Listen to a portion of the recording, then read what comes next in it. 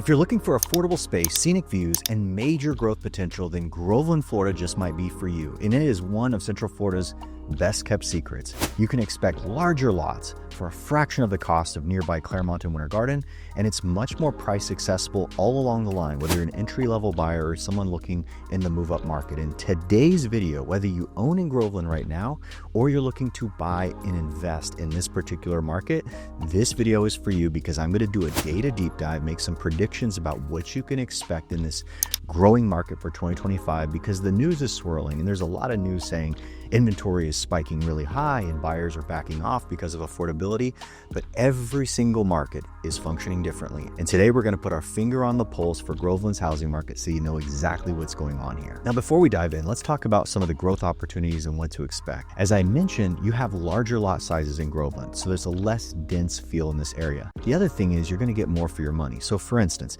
a 10-acre high and dry lot in Groveland might run you $450,000 to maybe $550,000 for a 10-acre lot. And in 2 towns over, nearby Winter Garden, a 5-acre lot might cost you around $1 million to purchase. Now, beyond affordability and a little more elbow room, Groveland is popular too because it has a diverse terrain and scenery, much like Claremont. Claremont's known for its green rolling hills, and there are some of that on the north edge of Groveland, but you also have a lot of flat, high and dry areas kind of mixed in with some lake living in between. Now, the bypass road that we've all been talking about coming from Winter Garden to Claremont is underway. That's going to connect Winter Garden to the Claremont and Groveland areas and cut down the travel time. It's going to make Groveland feel much, much closer. And so besides the fact people move to Groveland because they want a little bit of a rural feel, a little bit of I'm out in the country, but they also have just a lot of natural beauty, a lot of options if you like to be on the water, if you like to be hiking trails. Just Groveland has a lot of that available to it. Right next door, you have areas like the Lake Louisa Park where you have cyclists and runners and hikers. It's just a great escape. And a lot of folks want that because the Orlando metro area by and large can feel busy, and Groveland is kind of the answer to that. Yeah, I know what you're saying, Jared. There's just not enough growth here yet. I have to drive to Chipotle, but not so fast. Hold on to your taste buds because Green Valley Commons, a commercial subdivision coming to the northwest corner of State Road 50 and Green Valley Boulevard, just broke ground. And guess what? You're going to have Starbucks, Chipotle, and McDonald's all on the way in one spot. Now, Rock Ventures has officially started construction on this game-changing project, and soon we'll see Heartland Dental, Bridgestone, and fan favorite restaurants popping up left and right. Imagine grabbing your morning latte at Starbucks and then swinging by Chipotle for a quick burrito without having to drive all the way down the road to Claremont to get it. This one-stop hub is set to bring more jobs, shorter commute times, and a whole lot of flavor to the people of Groveland. So whether you're a longtime resident or just passing through, you're going to see a dramatic boost in local shopping and dining. And I'm sure this is exciting news, as I mentioned, for Claremont, because this will divert a lot of the traffic of people coming from Groveland to their area to try and get these same classics. Before I jump in the data deep dive, let's talk about what the cost of living is like in Groveland. Like, what is the real estate like? Now, number one, you're going to be buying a single family home. Now, there is land here, plenteous, but there are just no condos and there are very few townhomes. So you're going to expect 90% of all the inventory to be a single family home offering. Now, let's say you want to avoid an HOA. Bad news, 90% of Groveland sales are all in a homeowners association. So there is a fraction, okay, approximately 10% of the homes in this area that are in a non-HOA, but expect those to be older than 25 years. The majority of those homes were pre-built before the year 2000. So that's just something you'll expect. But I'm going to tell you, there are plenty of options in Groveland where the HOAs are less onerous, less expensive, and are not really going to manage the heck out of your property if that's what you're looking to avoid. Now, as I mentioned in the opener, people select Groveland because they want a more calm suburban area, and it even has a rural feel here in Groveland. And it's more affordable. The Metro Orlando area has a median price approaching $450,000. In Groveland, you can expect a $396,000 median price home, and that is going to be a home between 1,800 and 2,100 square feet. That is a lot more buying power than most of the other areas when we consider the general metro area of Orlando. The entry market, okay, so first-time homebuyers are going to expect to pay between $300,000 and about $370,000 to buy a home. That's going to be a single-family home, and there's going to be about 30% of all the inventory that will fit that low to mid 300s bracket, and you're going to expect a single-family home anywhere between 1,400 square feet on the low end to 1,800 square feet. And that comprises a decent sized market in a much more reachable price, yet again, than the rest of the area we're talking about here in Orlando. Now, one of the other things that is attracting people to Groveland is there's a large move-up market. So the move-up market in Groveland is around $375,000 to around $500,000. This is a large 50% segment of all the available inventory. And again, we're talking move-up, which means we're usually talking about people that are not buying their first home. This is a category where their family is growing, where they need more bedrooms. They're looking up to about 3,000 feet, and they're typically moving equity from a smaller home, or maybe this is an entry point for relocators. I've sold my home in some other state. I'm moving into Groveland, and wow, look at my buying power in the mid 400s. And you say, well, Jared, is that a great deal? Well, I'm going to tell you that most of the metro Orlando area, the price that you're buying a move-up home in Groveland, you're getting an entry point home through most of the other areas that are a little bit closer downtown. So yeah, buying power matters, and that is obviously an attraction for this particular market. Now, next up, I want to show you the demographics. What's the average age here? What's the median income and some of those things? And as we dive into that, do me a favor, dive down below, smash the thumbs up if you appreciate all the research and time it takes to bring this update for you. All right, first up, population. Population center here for Groveland has grown dramatically. So, I did an update last week, for instance, on Oviedo, and this is an area that's kind of established. There's not a lot of growth possibilities. The land is kind of built up, and then they're really kind of adding apartments in relation to housing units. But Groveland, not the case. Take a look at this. We're going to go pre-pandemic. You can see that really like 2016 to 2018, they went from around 15,000 in population to this kind of like pandemic era start, 19,000. They had a 25% growth before the boon of pandemic. But the most recent year we have on record from the U.S. Census Bureau, you can see this last year, it's really gone kind of flat. Need to buy or sell fast? Make one call, that's all, and put my 23 years of experience and nearly 4,000 satisfied home sales to work for you. Jared Jones is the way to go. Call 706-5000. Now look at median household income. Pre-pandemic, the households here in Groveland had around 62,000 in income. That has grown to where it is today at around 85,000. I think the most recent year on record was around a 3 to 3.5% year over year growth for the population here in Groveland. The percentage of population here that is remote work, you can see through pandemic era, it spiked. It hit about 12% in the most recent year on record. According to the government, it's dropped. So it's around 12% presently, kind of a low number. I would say this is kind of an average for the Central Florida area. There are some areas in around the Central Florida marketplace where you can see this percentage of remote workers as high as 18-20%. But here in Groveland, you got a 12% number. Groveland maintains a very high rate of home ownership. Obviously, it's affordable. So people taking advantage of buying over renting. You can see the most recent year on record to 2023, it kind of dipped a little bit, which shows people are opting into rent after the interest rate started to surge, which is not a really big surprise. And it's not really a big change either. But you can see that in the mid 2000s, like 2014, the rate of home ownership here was around 68%, and that climbed to nearly 90% in 2022, dipped a little bit where it is now at about 88%, most recent information we have from the Census Bureau. Another factor that's climbing is the rate of mortgaged homes. So 2/3 of the inventory in Groveland has a mortgage. That's off of a bottom. In 2016, folks had paid off a lot of their properties. You had around a 57% number, and that's kind of grown back. Obviously, money's been pretty cheap lately up until 2022. People taking advantage of that, and the mortgage rate is grown. And again, 66% is kind of in the middle. That's not high, and I wouldn't call it low for the entire metro area of Orlando. Median age right now in Groveland is 42. That's very common with the entire area of Orlando. And the last chart I want to show you before we get into the housing data is the housing units. You can see a big spike right here. So obviously pandemic era growth, 2019, they were kind of stagnant. So we went from about 5,000 to a little over 6,000 units over several years. But then in a matter of 2 or 3 years, they went from 6,900 units to up over 10,000 housing units across Groveland. Preserve your equity, list your home for just 3%. Call Jared Jones, local resident, top selling agent. Do not pay outdated models of commission. Call me today, save thousands. Make one call, that's all. List your home for just 3%, and start packing. All right, friends, this is the active inventory. The data you're looking at, by the way, comes from SunStats. Everybody's going to ask, well, usually I get one question in the comments at least where people ask where the data came from. This is provided to us by the Florida Association of Realtors. If you have a real estate license, you have access to log into this and look at all the data provided to us by the state associations for our housing market here in Florida. But look at this.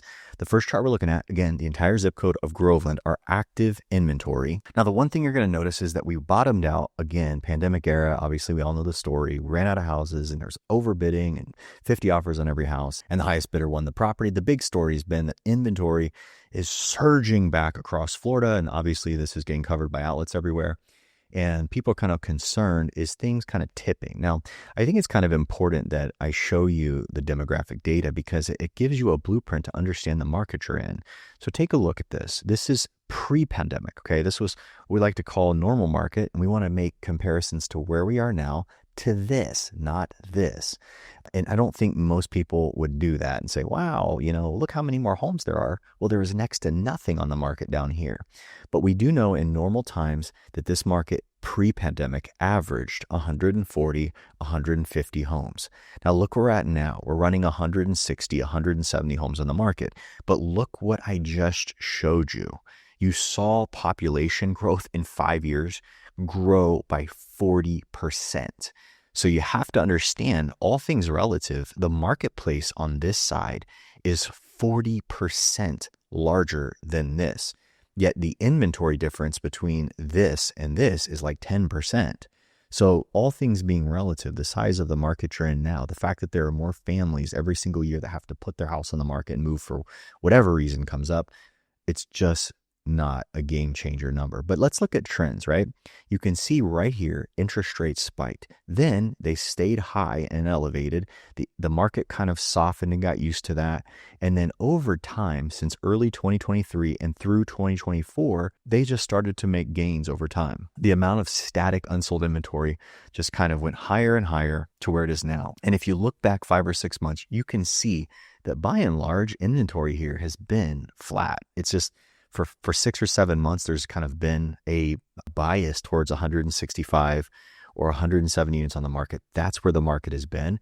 And there's going to be a few more factors. We want to see, is this climbing in the past year or so due to buyers lacking affordability, or is it just a surge of new listings? A seller is just overwhelming the market, and that's why these numbers are going up. Let's answer those questions here on this video. So let's look at the supply chain first, right? This is new listings. This is the pace every single month of home sellers bringing homes to the market. And again, it's always nice to compare what was it like before this craziness in the pandemic era.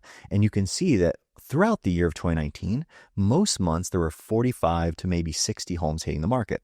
Look at the past year, 50, 36, 37, 50 homes, 65. So early part of spring, obviously moving season, I think that over the next 3 or 4 months, you're going to see the same thing this year. You're going to see a 60, 70, 80 listing per month load hitting the market. But you can see overall that a lot of these months, when you take into consideration the fact that population is a good bit higher, this is not an exceptional amount of listing supply. So let's take a look at pendings and see if there's anything interesting happening in the rate that buyers are actually contracting these homes. Are they in a standoff with the sellers across Groveland? All right, so the next chart we're going to look at is the aggressiveness of home buyers in Groveland. Okay, so how many homes are actually going under contract month after month in this market? You can see it visually. Look at pre-pandemic right here. See where this chart kind of lives around the 40 mark right here, 40 per month to 45 to 50, 60 homes even in certain months are getting close to it. You can see that a lot of the last 6 months, the marketplace has been beneath 40 units under contract. So for all various reasons, it just means buyers are being careful. Okay. So and I would say too, there's a lot of comparables in the amount of inventory that went under contract on a given month versus the amount of listings likely hit the market. Because you'll remember that the biggest months of new listings down here, we're seeing 60 homes on the market for about 3 months, but there were a lot of 30 and 40 listing months. You can see across the market, there was never a month where the buyers themselves actually hit 60 units. Okay, so you had 3 months, Sellers were pushing 60 homes or more. Buyers had never met that demand load the entire year. In fact, you only have 1 month the entire year of 2024 where more than 50 homes were put under contract. But throughout the rest of the marketplace, for whatever reasons, buyers over the past 3 or 4 months, and I think we've seen this since the election cycle, are hitting a little bit higher stride. Because look at this. November was a 65% increase in pendings over prior year, dropped in December, so 32% below prior year. But then last month in January was a busy month, and obviously buyers were very active again, beating the prior year. So tells us that buyers, again, most likely, and I'm going to make predictions for 2025 as we go here, I think you're going to see a little bit more buyer optimism in Groveland. So I believe kind of like the 170 unit mark of active supply that you're seeing, the amount of feel right now in Groveland, you drive around, you see signs on the market for sale. I think you're going to kind of see that kind of static through the rest of this year. I don't think you're going to see a big increase and surge, because the trend right now over the past 90 days is buyers are kind of coming back to the market for whatever reason. People are either saying, enough's enough, I'm going to sell and go buy something else inside the market now, or for whatever reason, I've been waiting, I've been renting, and it's time, I'm going to get I'm starting my family, I'm starting my life. People that have been holding off, kind of frozen over the past few years, they're making decisions. We're hearing a lot about this 2025, precipitating to more multiple offers and things of that nature. Again, not fomenting FOMO, okay? That's going to show up in the comments. People are like, oh, you're going to push this notion that if you don't move now, you're going to miss out. Well, let's look at median sell price and see if there's a chance of that actually being reality. And this is why FOMO doesn't really exist in this market. Buyers can be patient if they want, or they can go in and buy. And I think a lot of what's driving the purchasing now, this late breaking increase in buyer activity in Groveland, is because they've been waiting. There's been a lot of people, particularly from this point right here. You see how it was like run up in price. It ran and ran and ran, and it peaked here. And then everybody took a breath and goes, it's going to go down. It's going to just fall from this particular point. And that was a point in time where if you had not got in the market yet, you really wondered what was happening next. But now look what's happened from this point. 2.5 years later, this area right here represents a 2.5 year run of time. If I go like this across the line, what do you see? Okay. Again, if you've watched my data stuff before, you know what I'm getting at. Okay. Over time, the marketplace just goes, I don't wait anymore. What am I waiting for? The price of homes isn't changing. The price of interest rates really isn't changing. I can't time either one. And I think there's kind of a reality shaking up in that end of things. But that is not FOMO, okay? Because people call me FOMO bro in some of the comments now. And not that I'm upset about it. What they're saying is I'm coming on and telling people, get in now because it will be way worse if you wait. And I'd say that's not true.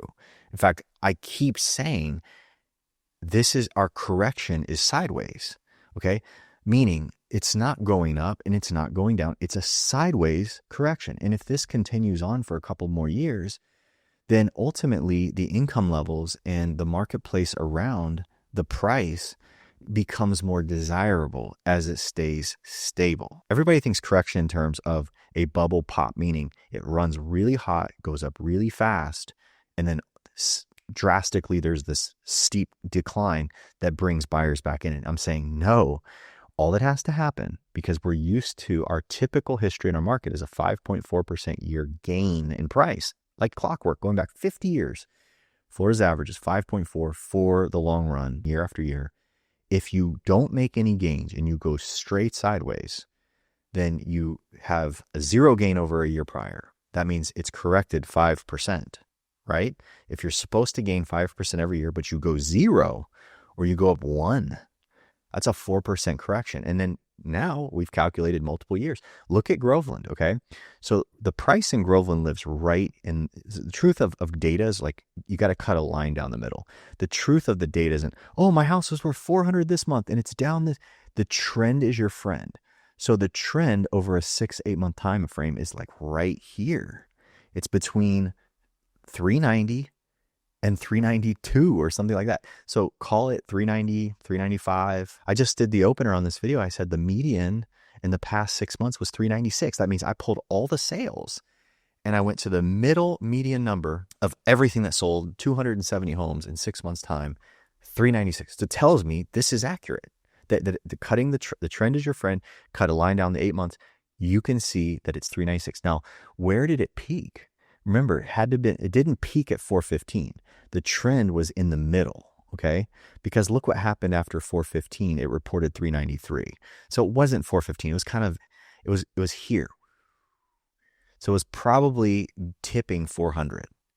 So right now we're at 396. The peak 2.5 years ago, 400,000. Okay, according to the peak trend of this market. That means there's a 1% difference of I bought a house in 2022 and what is it worth today? It's a difference of 1%. Okay. So look at it in both ways. Now you might be renting, watching this and ha ha ha, I didn't buy and you basically only made 1%. Okay.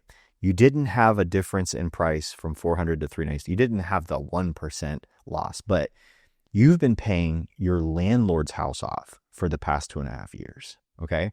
What is that worth? Okay. So you've been paying down your landlord's mortgage because it doesn't matter if you live in an apartment, the investor on the apartment has debt and you're paying the mortgage down. Okay. Everybody's paying a mortgage. It's a matter of what makes sense for you. Like the FOMO isn't about move now because you have to, because you're going to miss out and they're going to be so much more. That's not FOMO. There's no FOMO to report. Okay. And I think ultimately that's where people are kind of being like, okay, this correction may not be like what we saw last time, because now if you've been waiting out the market, look what you're waiting on. It's as straight line as you can get. And now you have a 2.5 year trend. And the same people that I'm talking to, their steady diet is the doom and gloom of the YouTubes. It's inventories, this and that. And you're listening to reports that have nothing to do with the market you're buying in. You have to understand, since 2008, these marketplaces, they function unique of one another. Okay. So meaning since 2008 crash, you had San Francisco, for instance, went through probably 2 recessions in their housing market from like 2012 and 2015, where they were like, and they had housing corrections. There are different markets around the country that they burned hot and went up over 2010 to 2020. And there were some that went cold. Every market since the Great Recession, Great Collapse, whatever you're going to call it, since 2008, is functioning on its own. That's why we do these deep dives, so you understand the market. Let me show you a couple more important charts that you need to know if you're looking at this market. Look at the median percent of original list price, my friends. This is what sellers have to give away in order to sell. Now you can see, look what happened back in 2021, 2020, going into 2022. Look at this, 100% of asking price across the board or more. In April of 2022, they actually got 101%. So there were sales way higher than that, by the way. This is just the median. That means half of the homes sold for more than 101% and half were just beneath it. Look at where we're at now. So you can see there's kind of a steady give back. But my friends, the bottom of this chart, which was December, was 96.1%. So even now we're in January, it gained, it's back. Again, trend is your friend. Where is it at? It's kind of in this middle part. So people in Groveland are getting around 97.5% of their starting original list price. That means buyers don't have a ton of negotiating power. Let's look at the energy of this market. I want to show you another chart that's fascinating to tell you, like, what's the vibe? Is it a buyer's market or seller's market? The chart I'm going to pull up next will show you that. Now, this is the most important chart that one should watch for any marketplace. If I were going to parachute into Australia and you wanted to ask me about a market and say, Jared, what do you think about Sydney? And I would say, give me the month of supply. The month of supply for any chart of any market is simply this. If you stop listing homes, how long would it take, based on how fast buyers are absorbing them, for the 170 homes in Groveland to completely sell to zero? Okay. It's called month of supply. It is an energy check on the market. It's the pace of energy, pace of transition. Here's the deal. It's a factor measurement of both how many homes are there and how fast they're being absorbed. It's a complete supply and demand check all in one single metric. the higher it goes. So when you see, Jared, what does it mean when it's climbing? The higher it goes, the more buyer favored the market is. The lower it goes, like when back here in pandemic times, the more seller favored the market is. Now, where are we now? Okay. So trend is your friend. It's climbing. It's kind of stabilized for about 90 days, but it bumped up in January to 4.7 months. To give you an idea, that is a little bit higher than the entire Orlando metro. So right now, the buyer in the Groveland area is a little bit more favorable for the buyer. Now, that's also important too, because look at this. All things are equal. Even though, Jared, look at that pre-pandemic. If you had stopped listing homes in Groveland for a long period of 2018, 2019, the years prior to pandemic, 3 months would go by before you could sell them all off, which just, I think, meant there were probably, it's a smaller marketplace. Okay. Now you would say, Jared, what does 4.7 months look like? 4.7 months, to give you something to relate this to, is right now what the entire US is reporting for month of supply. So I think the most recent, in fact, it's identical. I think the most recent Redfin report for the national metros across the entire country is 4.7. Okay, very important. I would say that Groveland is lagging the Orlando metro because Orlando metro is hotter than the US averages, which is fascinating because when you watch all the news and everybody that creates data and things that gets attention online for like blogs and news posts, they usually like to bash Florida because they know they can get clicks from it. So a lot of times they'll make comparisons in the opposite direction than what I just did. They'll say, Florida's so bad, look at the country, okay? Florida has some soft spots.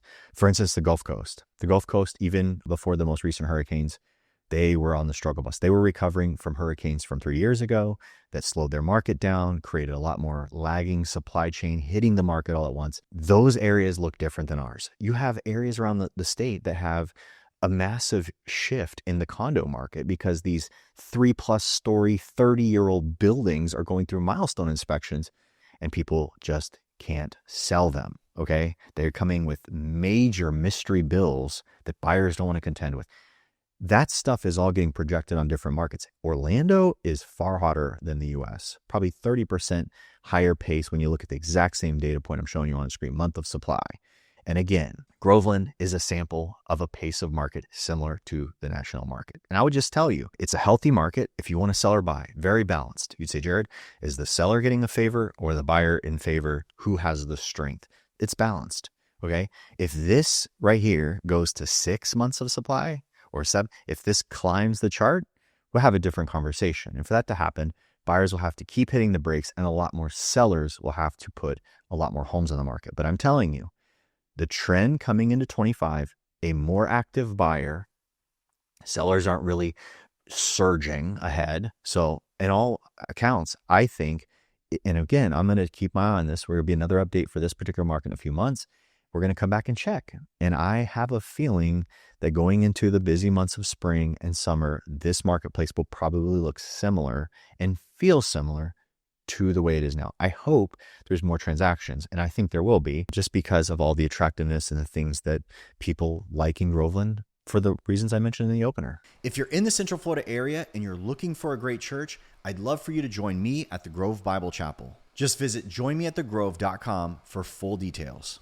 When life changes and it's time to move, the process can feel stressful and overwhelming. You need a real estate professional who can make it smooth and simple. That's why you need to make one call, that's all, put my 23 years of experience and nearly 4,000 satisfied homes sold to work for you. Jared Jones is the way to go.